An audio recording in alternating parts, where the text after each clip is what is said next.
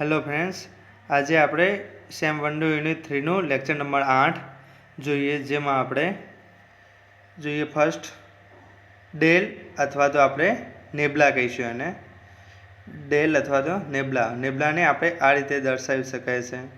તો આપણે જ્યારે આપણે લાસ્ટ ટાઈમ આ પાર્શિયલ ડેરિવેટિવ ભણ્યા હતા, તો એને આપણે થોડું આગળ જઈએ તો એનાથી તો partial derivative operator denoted by nabla, જે પાર્શિયલ ડેરિવેટિવને જે વસ્તુ ઓપરેટ કરે છે એને આપણે ડેલ્ટા કહેવામાં આવે છે। એવી ડિફાઇન હેઝ ફોલો આપણે ડેલ્ટાને આ રીતે લખવામાં આવે છે, delta is equal to del by del x i plus del by del z del by del y j plus del by del z k. ના આને આ રીતે ના લખો તો બીજી રીતે બી લખી શકાય છે, ઓરમાં ડેલ્ટા ઇઝ ઇક્વલ ટુ બ્રેકેટમાં del by del x del by del y del by del z, આ બંને રીતે આપણે લખી શકાય છે। હવે આપણે જોઈએ ગ્રેડિયન્ટ। તો ગ્રેડિયન્ટની ડેફિનેશન છે, તો ગ્રેડિયન્ટને સમજો let E be and open set in R cube and let phi ઈથી આરનું ફંક્શન આપેલું છે be a scalar function E if partial derivation of the phi is exist થાય અંદર આવેલો છે every point x y z of E then gradient of phi is denoted by આ રીતે આપણે એને સિમ્બોલમાં આ રીતે લખી શકાય છે GRAD ગ્રેડિયન્ટ ઓફ ફાઈ, અથવા તો એને આપણે લખવામાં આવશે નેબલા phi.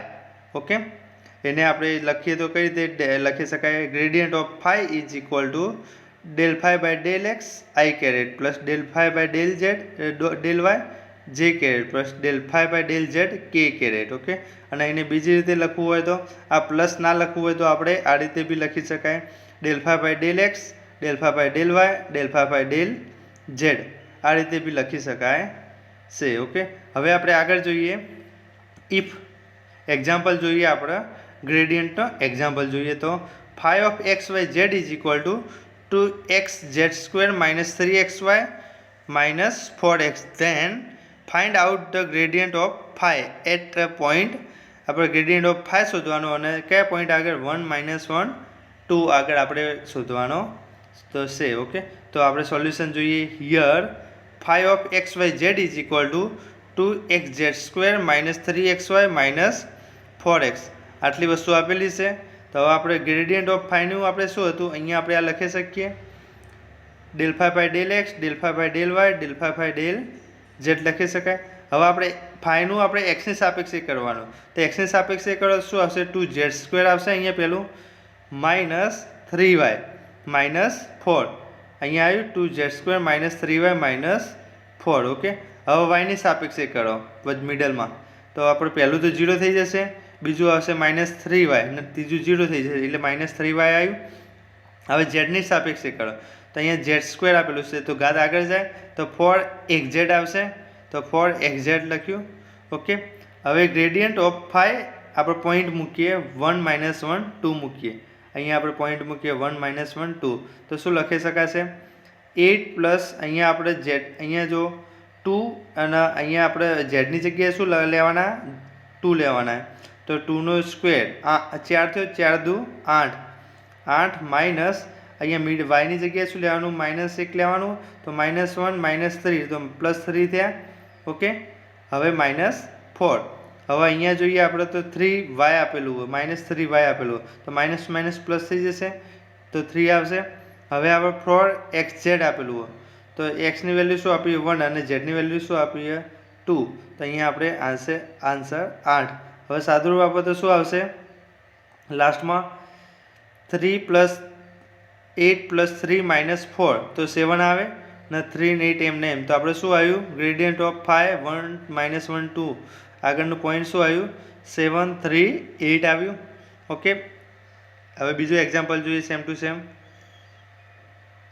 Late r bar is equal to xy z and man of r bar is equal to r આપેલો છે, then prove that gradient of rn is equal to n r⁻n−2 into r bar। Okay, તો આપણે જોઈએ since r bar is equal to xy z belongs to r cube અને બીજું શું આપેલું r is equal to man of r bar is equal to આપણે શું લખી શકીએ, √x² + y² + z² લખી શકાય. ઓકે, હવે આપણે જોઈએ r⁴n કરીએ. આપણા r⁴n ઇઝ ઇક્વલ ટુ માન ઓફ r⁴n લખી શકાય. તો અહીંયા આપણે લખી શકાય, અહીંયા આપણે બીજી રીતે લખવું શું લખાશે, x² + y² + z² ની 1/2 ઘાત લખાય. તો અહીંયા આપણે n ટાઈમ સુધી લખવાનું, તો x² + y² + z² ની n/2 ઘાત લખાય. હવે આપણે n ટાઈમ ડેરિવેટિવ કરી, આનું ડેરિવેટિવ કરો તો del r⁴n upon del r is equal to શું હશે, આ n/2 આગળ આવશે તો n/2 આગળ આવે તો x² + y² + z² n device two -1 લખાય. હવે આપણે x ની સાપેક્ષે કરતા હોય ત્યારે અંદરનું કરવું પડે, તો અંદરનું કરવું પડે તો x² નું શું થશે, 2x થશે. અહીંયા આ બંને તો 0 થઈ જશે. ઓકે, તો અહીંયા આપણે શું થયું, અહીંયા 2 2 ઉડી જશે. તો હવે શું આવ્યું, n, અહીંયા આને આપણે શું કહીશું, અંદરને આપણે n-2 કહેવાશે, કારણ કે અહીંયા આપણે n2 લસા લઈ લઈએ તો n-2/2 થાય.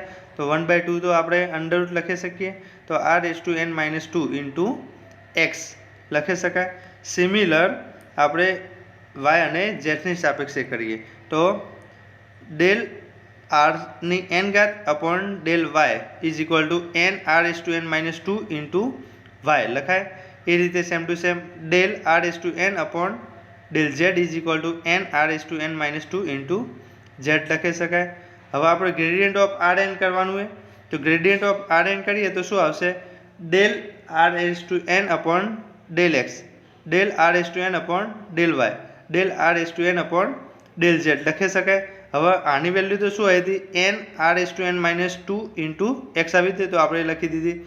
આની વેલ્યુ શું આવી હતી, n r⁴n-2 × y, તો આપણે એ લખી દીધું. અને લાસ્ટની વેલ્યુ શું આવી હતી, આની વેલ્યુ તો n × r⁴n-2 × z તો લખ્યું. હવે બધામાંથી આપણે કોમન નીકળે, n × r⁴n-2 કોમન નીકળે બધામાં છે, તો આપણે લઈ લઈએ n × r⁴n-2. તો બ્રેકેટમાં શું આવશે, x y z આવશે. હવે x y z બરાબર તો આપણે શું હતું, r⁻ હતું, તો n × r⁴n-2 × r⁻, જે આપણે પ્રૂવ કરવાનું હતું. તો આપણે પ્રૂવ કરી દીધું. Gradient of r⁴n is equal to n r⁴n-2 × r⁻. Okay, હવે બીજો જોઈએ આપણે એક્ઝામ્પલ. તો if r⁻ is equal to x y z and માન of r⁻ is equal to r, then prove that nebula log man of r⁻ is equal to r⁻ upon -r⁻ upon r². Okay, તો solution જોઈએ આપણે. Since r⁻ is equal to x y z belongs to r³. હવે આપણે જોઈએ r is equal to man of r⁻ is equal to આપણે શું લખતા હતા, √x² + y² + z² લખતા હતા. ઓકે, હવે આપણે આગળ જોઈએ del upon del x log r⁻ લખીએ તો આપણે શું થશે, 1 upon del x. Okay, del upon del x. Okay, અહીંયા આપણે જોઈએ log, તો log અહીંયા r⁻ નું શું આવશે, x² + y² + z² ની 1/2 આવશે. ઓકે, હવે 1/2 આપણે બહાર લઈ લઈએ, કારણ કે log નો ઘાત હોય આપણે આગળ જાય તો 1/2 આગળ આવ્યું, તો del by del x log x² + y² + z². હવે આપણે ડેરિવેટિવ કરતા હોય log નું ત્યારે શું આવે, log નું ડેરિવેટિવ 1/log જે પાછળ આપેલું એ તો લખી શકાય આપણે 1/2. હવે log x² + y² + z² નું ડેરિવેટિવ શું થશે, 1/x² + y² + z² થશે ઇન્ટુ, હવે આપણે અંદરનું કરવાનું બાકી રહ્યું, તો અંદરનું આપણે x ની સાપેક્ષે કરતા હોય ત્યારે અહીંયા શું આવશે, 2x આવશે, તો અહીંયા આપણે 2x લખીએ. y² નું શું આવશે, 0 આવશે, અને z² નું બી શું આવશે, 0 જ આવશે. અહીંયા આપણે જોઈએ, અહીંયા આપણે 2 2 કટ થઈ જશે, તો શું આવ્યું, x/x² + y² + z². હવે આપણે અહીંયા આને તો શું લખી શકીએ આપણે, x² + y² + z² ને, તો x/man of r⁻ નો સ્ક્વેર લખી શકાય. સિમિલર આપણે જોઈએ del by del y, તો log man of r⁻, તો આપણે શું થશે, y/man of r⁻ નો સ્ક્વેર. એ રીતે same to same del by del z નું શું થશે, log man of r⁻ is equal to શું થશે, z/, માન ઓફ આર બારનો સ્ક્વેર થશે. હવે આપણે નેબલા લોગ આર બાર જોઈએ. નેબલા લોગ માન of r bar is equal to શું થશે? એક્સ અપોન માન ઓફ આર બારનો સ્ક્વેર વાય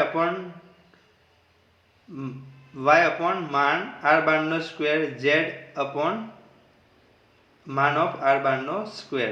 હવે આપણે આ નીચે કોમન લઈ લઈએ તેને 3 માં છે માટે, તો 1 અપોન માન ઓફ આર બારનો સ્ક્વેર લખાય તો શું આવશે? એક્સ વાય ઝેડ વધ્યું તો એક્સ વાય ઝેડ આપણે શું લખીએ? આર બાર લખીએ તો આર બાર અપોન માન ઓફ આર બારનો સ્ક્વેર, જે આપણે પ્રૂવ કરવાનું હતું. ઓકે, નેક્સ્ટ જોઈએ આપણે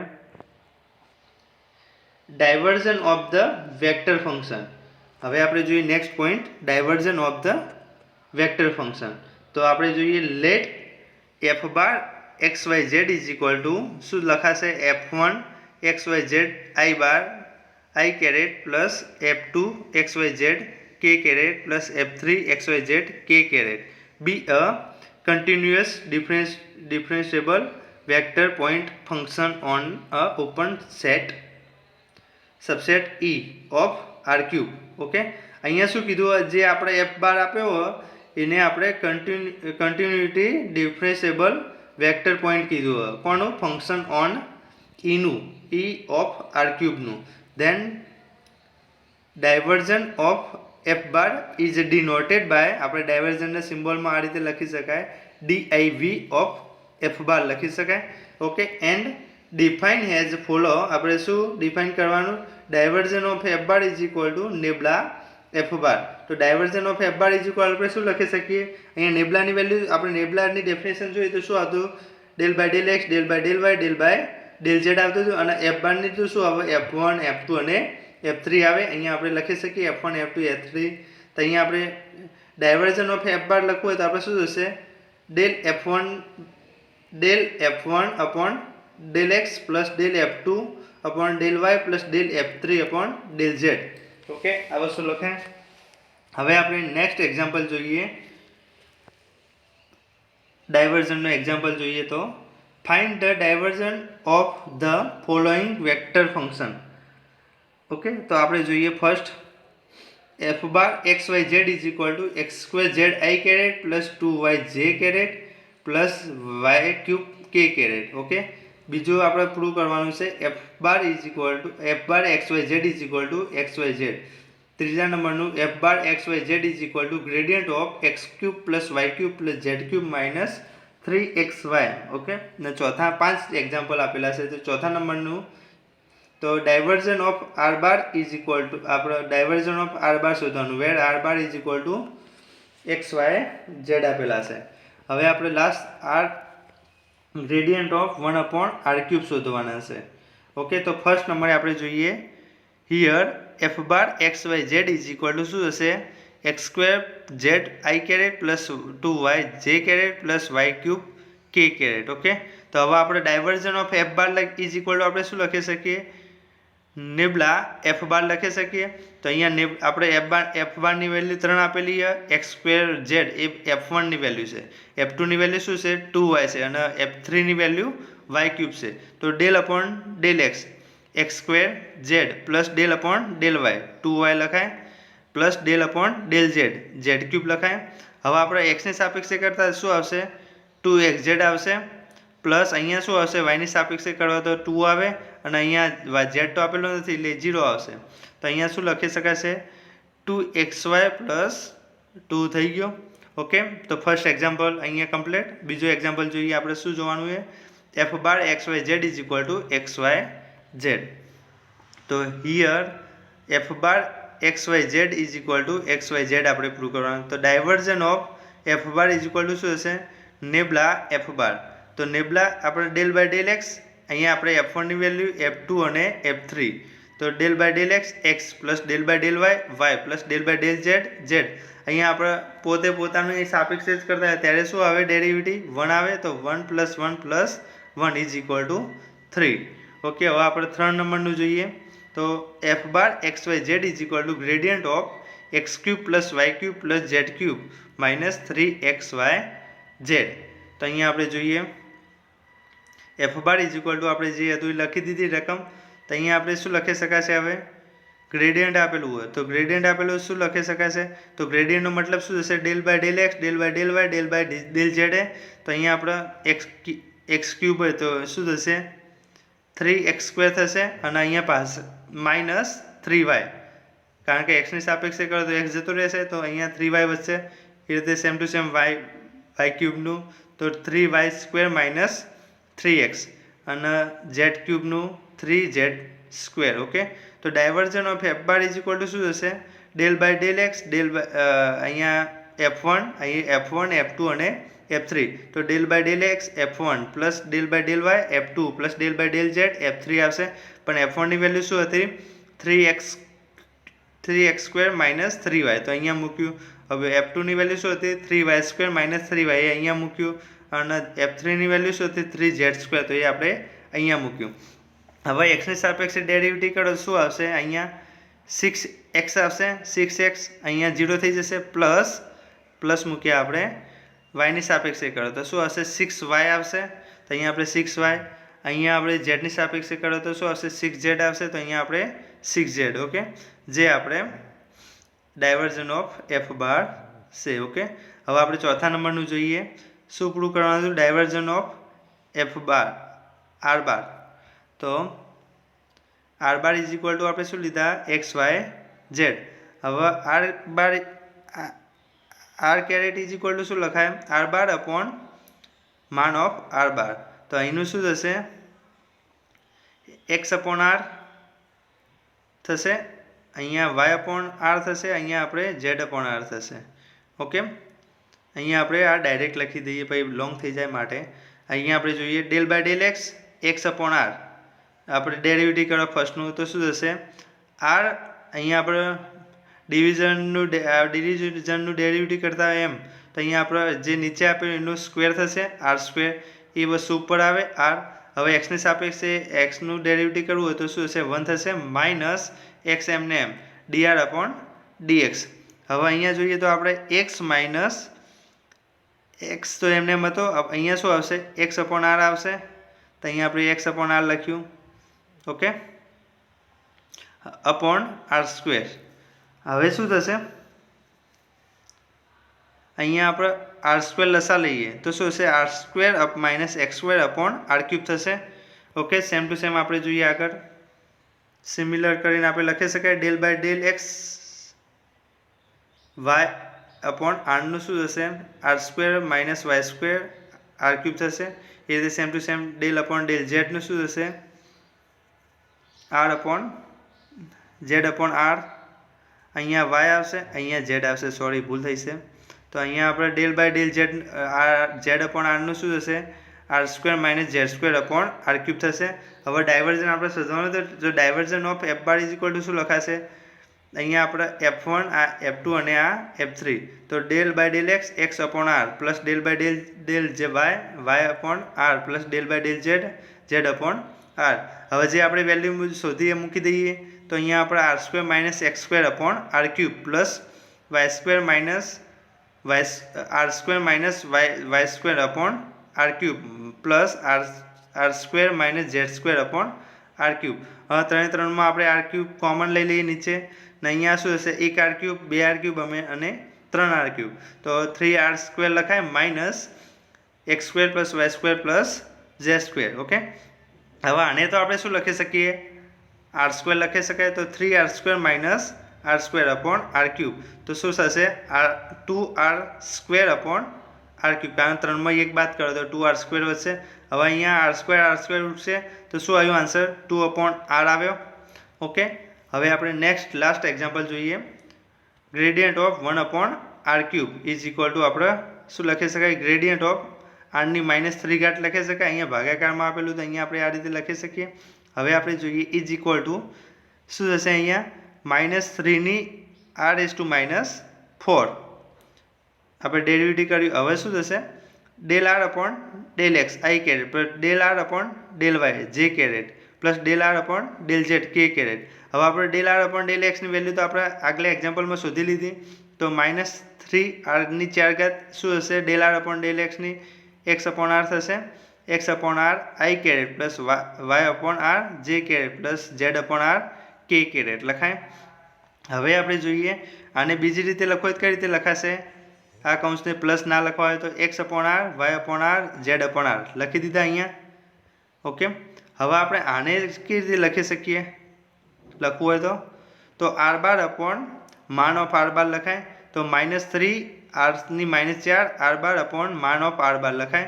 तो हवे अहींया आपणे जोईए तो अहींया आपणे आर बार नीचे आपेलुं छे ए उपर गुणाशे तो -3 आर नी -5 इंटू आर बार लखाय।